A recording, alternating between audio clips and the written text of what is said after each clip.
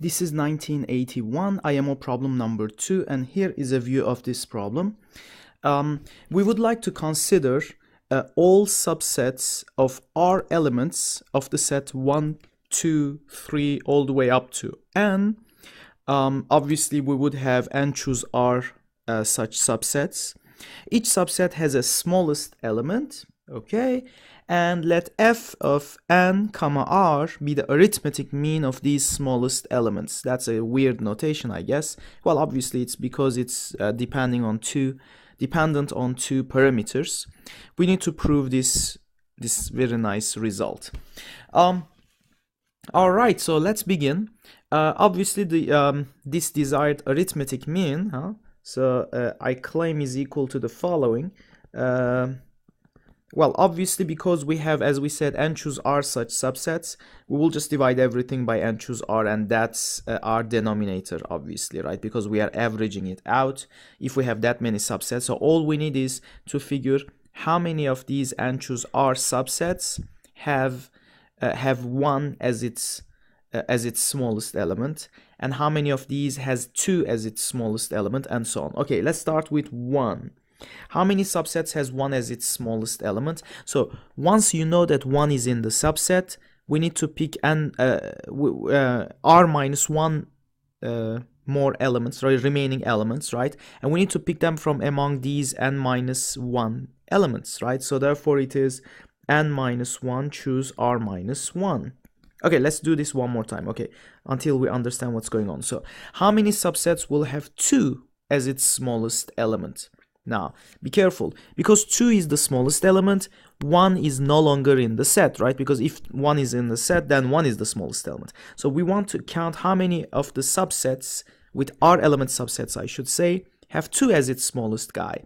Because we need to pick R minus 1 more element, so it will be something choose R minus 1.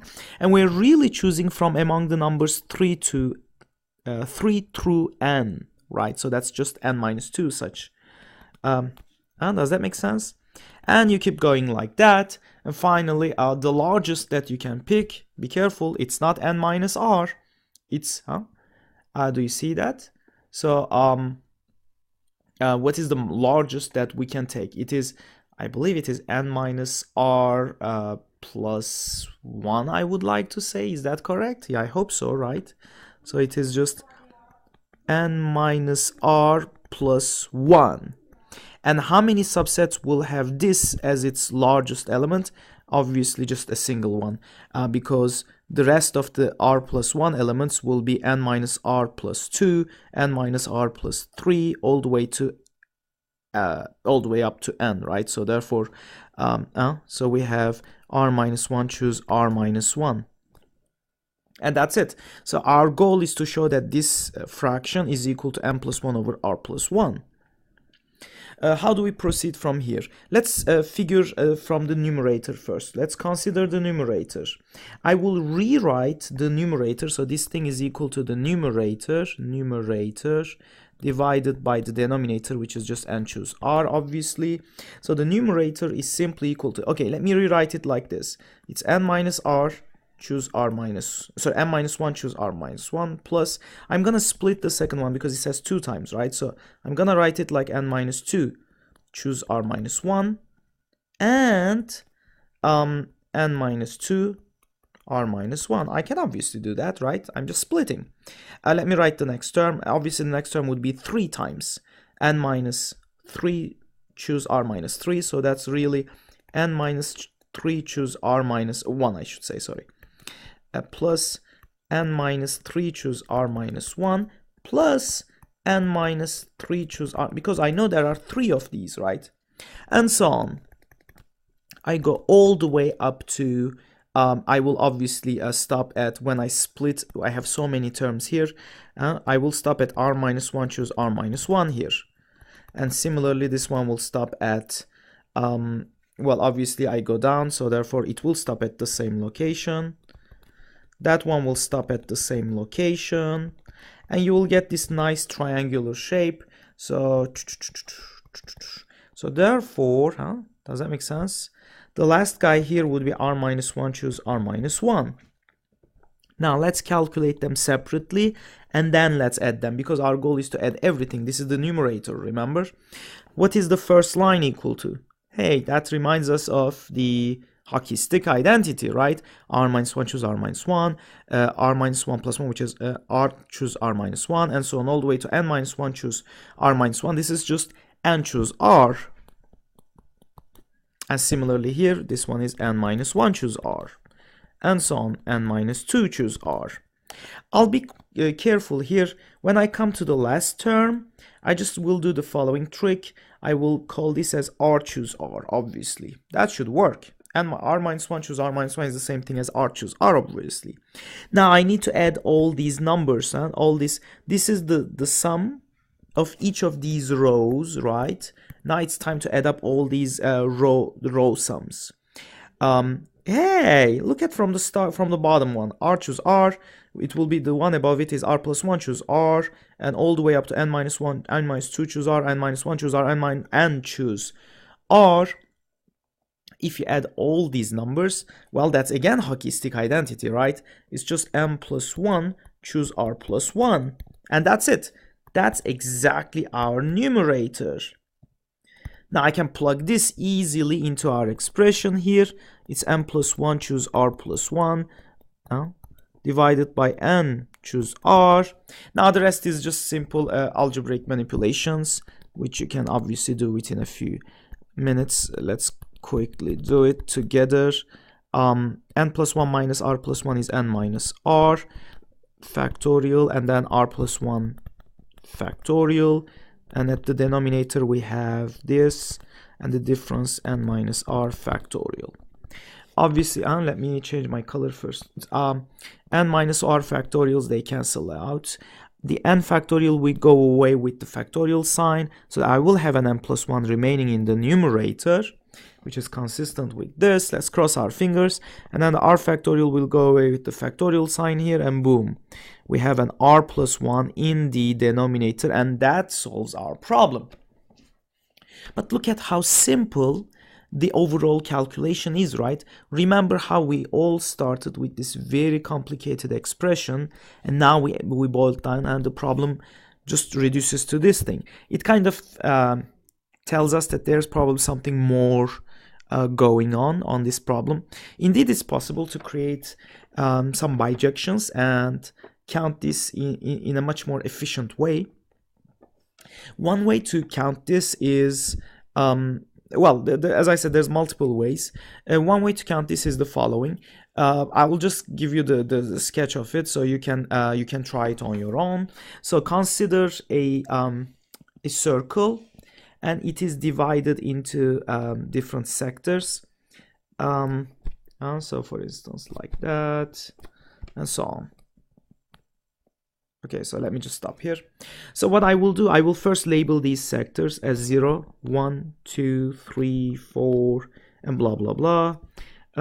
N minus 1 and N. So I divided this whole circle into N plus 1 sectors.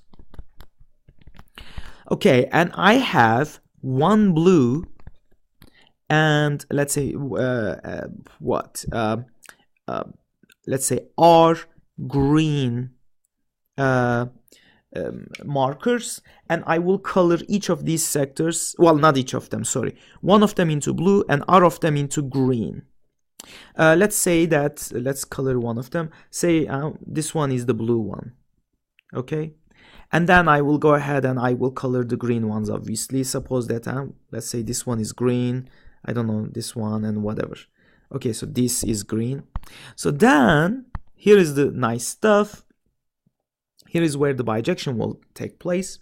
I will calculate the clockwise distance between the blue one and the green ones, right? So, but what I have in mind is, well, okay, when you look at all these distances and you have R of them, right? Because we have R green, so we will create R distances. We're interested in this, in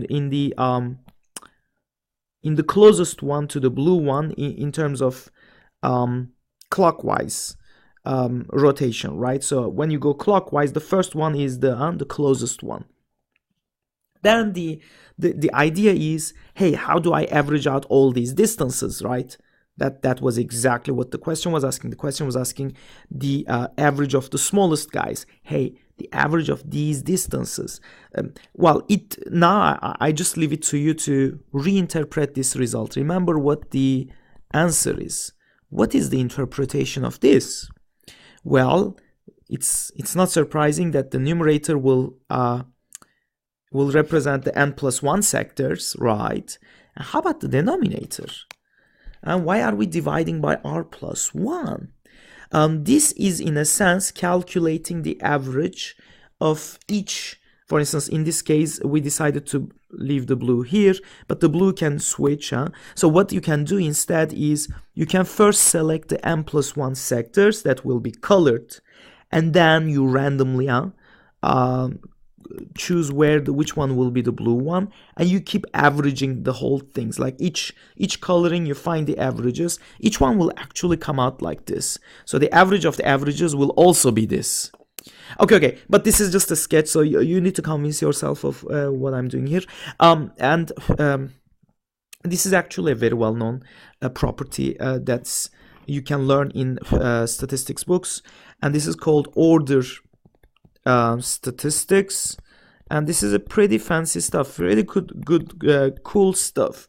It's about reordering random variables from, well, ordering. The ordering is the key word here, from the smallest to the largest. So x1 would be the smallest guys, xn would be the largest guys, for instance, the min and the max. But I'll leave it to you for reading these details. So that was a pretty nice, decent question, very easy question. And when I solved this, I think it kind of reminded me of, I believe it's, if I'm not mistaken, the 2016 AIME, right? I thought it was AIME problem. I want to say number 10, AIME 1 maybe. Let's check it together quickly. So let me see if I can find, let's go to AOPS page. Let me open a new page on AOPS actually. Well, it's open already. So we can go to contests and the USA contests, and we're interested in the AIME, and I'm pretty sure it was the 2016 AIME. Let's see if it was the AIME 1 or AIME 2. It was not the AIME 1 apparently. It was then AIME. It's not AIME 2 either. Huh. I really thought it was one of these two, right? So, was it a harder one? Let me check the AIME 1 again. Not this one, not this one. No. Maybe I'm mistaken. Maybe it's AIME. Could it be 2015 maybe? Let's quickly check 2015 as well. It might be 2015 then, but I remember seeing a very similar problem. Oh, here you go, my friends. Look at this one. So this is AIME 2015 AIME 1 problem number 12.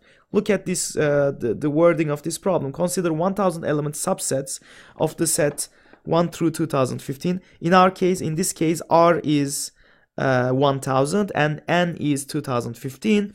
And from each of such subset, we choose the least element guy, find the arithmetic mean of these people. Hey, this is our problem, except that this is a special case. And you can easily find that the answer would be 2015 plus 1 divided by 1000 plus 1, so 2016 over 1001, and boom. So you can do the algebra. Okay, sounds good. So we did awesome. So therefore this is wrong. It was really 2015, and this one was a AIME 1 number. What did we say? Was it number 12 or 13? It was a number 12. Yes. It was a number 12, so please check that problem as well. And that's all this problem. Hope to see you guys in our next lecture.